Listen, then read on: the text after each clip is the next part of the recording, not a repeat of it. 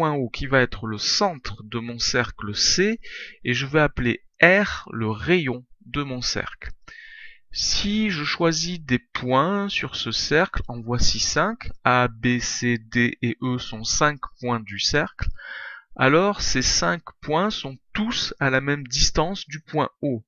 Les mesures OA, OB, OC, OD et OE sont toutes égales et elles sont toutes égales au rayon du cercle.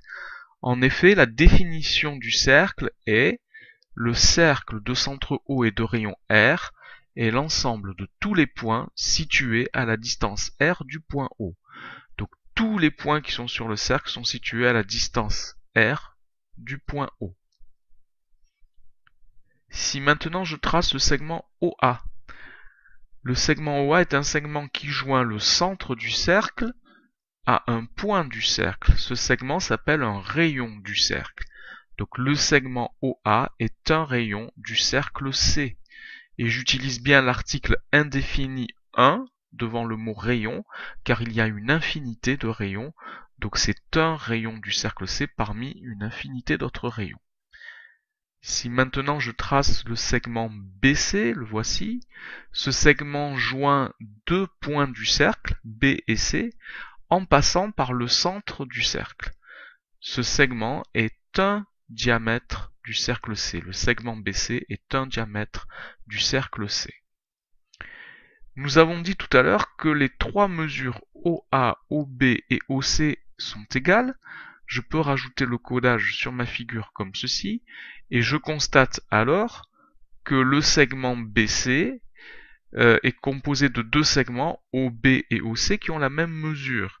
Je peux en déduire que le diamètre est 2 fois plus long que le rayon. La mesure du diamètre d'un cercle est le double de la mesure de son rayon. Nous pouvons écrire une formule. Le diamètre D est égal à 2 fois le rayon R. D égale 2 fois R. Si maintenant je trace le segment DE, D et E sont deux points du cercle. Le segment qui joint deux points d'un cercle s'appelle une corde. DE est une corde du cercle C. Si maintenant je trace la portion du cercle située entre les points D et E, la voici en orange, cette portion de cercle s'appelle un arc de cercle. Et pour la notation de cet arc de cercle, on utilise les deux lettres D et E, et nous mettons un chapeau arrondi comme vous pouvez le voir ici, et cela se lit, l'arc de cercle DE est un arc du cercle C.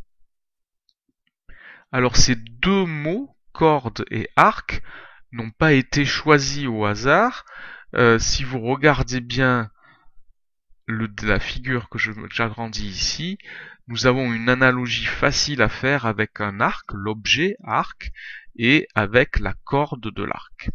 Donc c'est facile, ces deux mots sont faciles à retenir, une corde et un arc de cercle. Voilà